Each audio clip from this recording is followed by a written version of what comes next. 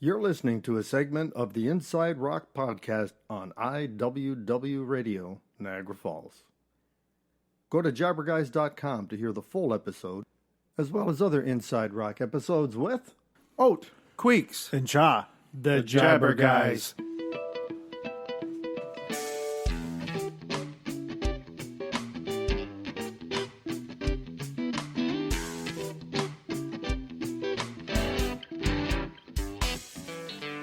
Welcome back to another episode of Inside Rock with Oat, Queeks, And Ja, the Jabberguys. Well, since we're Canadian, we are going to do an episode called The True North Rocks. about Canadian bands, I bet. What was your first clue? I know. That's Well, awesome. Yeah, and, we do have to mention something about having a special guest with us again tonight. Oh, I wonder, Ja? What? The stripper's not here. I wasn't even going to ask. I know you're giving up on that. aren't you? No. Yeah. She's, we'll get her eventually, Joe. Yeah. No, we have back with us the Giz. Welcome back, Giz. Hey, how's it going, guys? Awesome. Great to be back. Yeah, good to have you back. Something tells me you're going to have a little bit to add on this topic of. Well, we always look forward Canadian to a few of bands. the little Giz stories interjected in from his personal experience, from his long and colorful background. Yeah, something like that. Yeah. Yeah, I got a few still left, I think, to tell. Okay, so now we have to mention these are in no particular order. No, I mean, coming up with a list of our favorites in order would be a nightmare because there's no way we'd be able to make up our minds, right? No, this is just in random order, bands that we have time to talk about. If we run out of time, we'll maybe do another episode, but we'll see how far we get. Something tells me there may be another episode unless this podcast ends up being like 2 hours. So, Well, we've already, had our warm-up session, and we've had a few cookies, so we're good to go. cookies are good. Yep. That's right. Okay, so what's first band up? What's the one that comes to mind? You don't want to go big right off the bat, right? You want to just kind of ease into it. Well, now you've set it up. So now whatever we say, if it's someone's favorite out there, you're saying you're not going to go big. They went big. Yeah, it's true. The Guess Who? I'm going big. All right. I'm going big. Going big with the Guess Who. Oh, come on. And you know what's funny about the Guess Who? I mean, everybody thinks about American Woman. They do. But as we talked about on a previous podcast, that song really didn't take off for them in the United States until way, way after. Oh yeah, I know for sure. I mean, they had hits in the '60s, right? In the mid '60s even. Yeah. They had a hit with "Shakin' All Over." Remember that song? Yeah. Yeah, great cover. And Randy Bachman wasn't even in the original lineup. Right. And I'm a big Randy Bachman fan. Well, that's obviously. another band. Yeah, we'll bring them about. up later, right? Yeah. Yeah, that's going even bigger in my opinion. Yeah, they're one of my favorites. But they had the original lineup. They had was Kurt Winter, Gary Peterson, Greg Lescue, Burton Cummings, and Jim Cale. That was the original lineup, I believe. There you go. Yeah. Well, I mean, I remember when I was in school, on a jukebox, you always played the Guess Who, No Time, or No Sugar Tonight. Oh, that's great. American Woman was on there. But Yeah. all those songs were classic. Yeah, I've got that vinyl album. Oh yeah, I got it when it came out. It's awesome. I think it's interesting, too, because there's so many bands that we can talk about tonight, too, that end up having some crossover success in the U.S. Yeah. And the Guess Who is one of them. Oh, yeah, for sure. It took them a while, but they got Took there. them a while, Yeah. But they definitely did it. I think their most popular period was from '68 to '75. That was their most popular. when they were Well, on- you know how they became popular in the United States? How did they become popular? Their name wasn't the Guess Who when it started off. Their promoter and manager sent their song to a bunch of DJs, didn't tell them who they were. They put on the front, Guess Who? Oh, yeah, that's right. I've heard that story. Oh, wow. And they started playing it, didn't know they were Canadian, didn't know, I have to remember what their name was before that. But they became very popular, and then they just became the Guess Who. Yeah, That's that's a awesome. great name. Yeah. That's awesome. That's a cool story. Yeah. So they were originally known as Chad Allen and the Reflections. Yeah, and then later on, 1965, they became Chad Allen and the Expressions. Yeah, I don't know why they changed it, but And then they sent the Guess Who thing in, and that was all history. there you go. Yeah. There you go. That's awesome. So yeah, let's talk about maybe some of their more recognizable hits. We've mentioned a few already. What are some of the other ones? Well, Clap for the Wolfman comes up. Yeah. Yeah, that's a good one. Wolfman Jack. You know what his real name is? Sid. Robert Smith. Roberts? No way. I'm not kidding. It's Robert Smith. Robert Smith. Yeah. Yeah. It's almost like John Doe. Right? Yeah, that's great. Yeah, he was he on a couple of their songs? Clap for the Wolfman. Was he on another one? Not of the Guess Who. No, he made an appearance on one of the other Canadian bands we're going to talk about. That'll come up later. Okay. Yeah. Okay, never mind. Okay, so they're Guess Who's top hits. Well, they had 3 number 1 hits in Canada, and they were No Time, that was from 1969, and then off of the American Woman album, it was American Woman, the title track, and No Sugar Tonight also went number 1 in Canada. Along with American Woman. Yeah, American Woman also went number 1 on the Billboard Hot 100 as well. Yeah, and those are 3 songs that I always played on the high school cafeteria. Yeah. They were on all the time. For sure. Another one in '69 was These Eyes. Oh, great song. Yeah, that's a good one. Yeah, for sure. Yeah, and then in 72, Running Back to Saskatoon. Oh, great tune. And, man. do you remember the DJ, the rock critic Lester Bangs? I remember him. And Lester actually used to work for Rolling Stone magazine and got fired by Jan Wenner because he kept pissing him off, giving bad reviews to his favorite bands. So he went on to write for Cream after that. But yeah, Lester said that the Guess Who is God. That was his.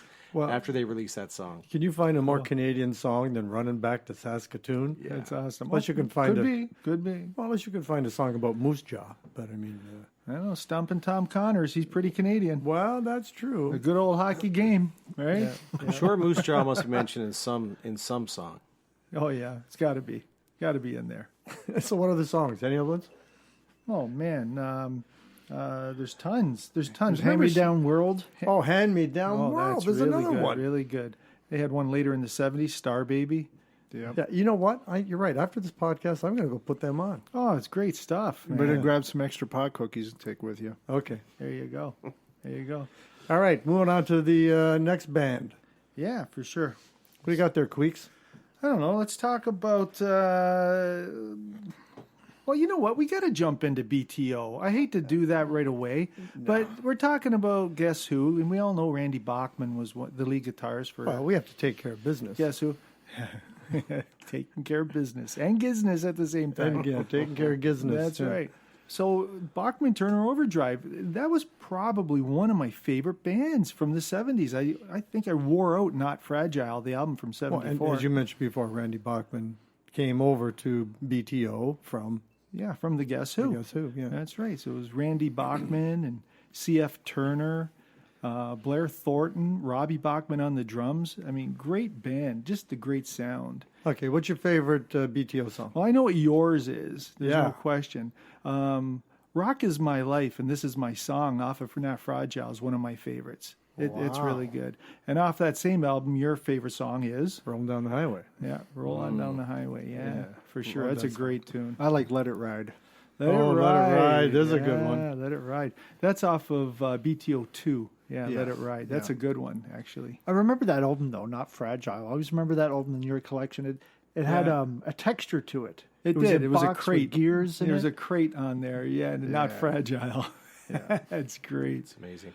And you remember he has Randy, of course, has his Vinyl Tap radio show, too. You must listen to that every once in a while. Oh, yeah. Yeah, right. for sure. There's a little plug for them. You're welcome. All right. Yeah. There you go. I saw Randy Bachman at the casino. That's another one of the guys I saw. As a solo artist, he went on and performed. He played all of his BTO stuff, and he was great. He still has it, man. I'm telling you. Randy Bachman, he's a really accomplished guitarist. The original lineup for BTO was kind of cool because they had Robbie Bachman, Tim Bachman, Randy Bachman, and C.F. Turner, hence the Bachman-Turner Overdrive. then Tim Bachman, he did the first 2 albums with them, BTO 1 and 2.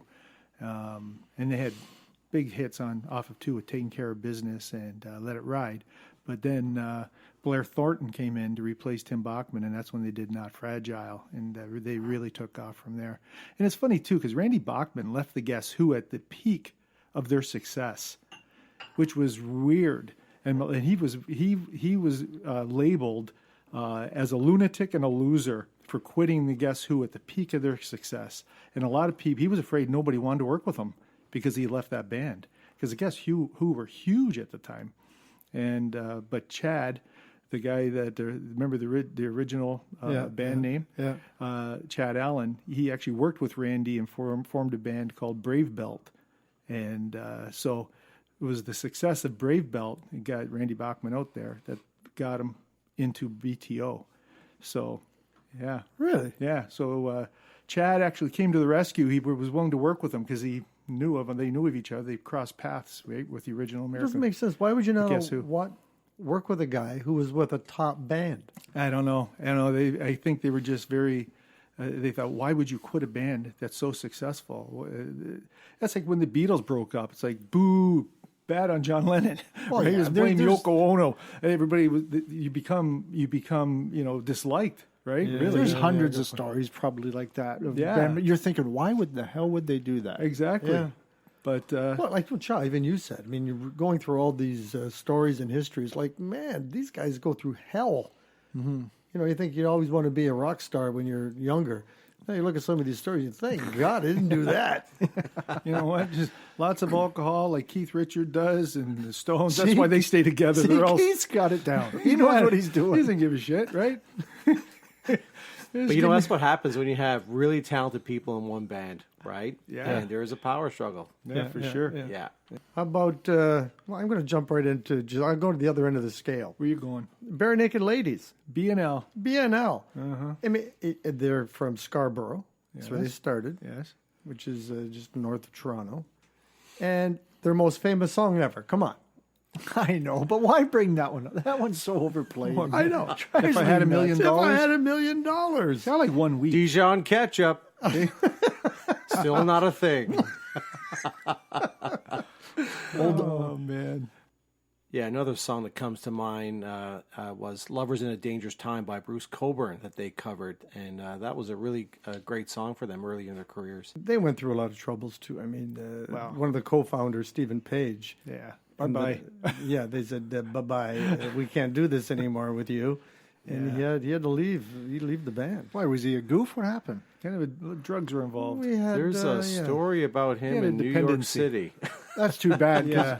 That's too bad. The rest of the specifics are pretty hazy, I think, from what I understand. That's too bad. That's when they made their best music, I think. But Yeah. Well, no. And their best theme song ever. Well, Big Bang Theory. There you right? go. Yeah, for sure. are they still getting paid for that thing? Every time it plays, baby. Oh, yeah. Yeah, no kidding.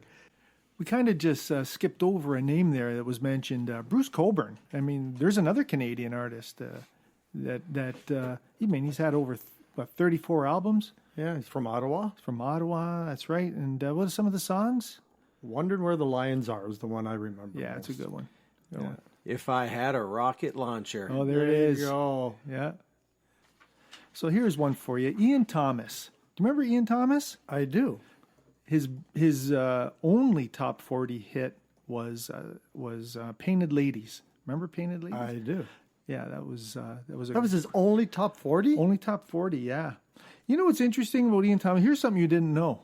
He did the theme song for the movie Strange Brew. Do you know why?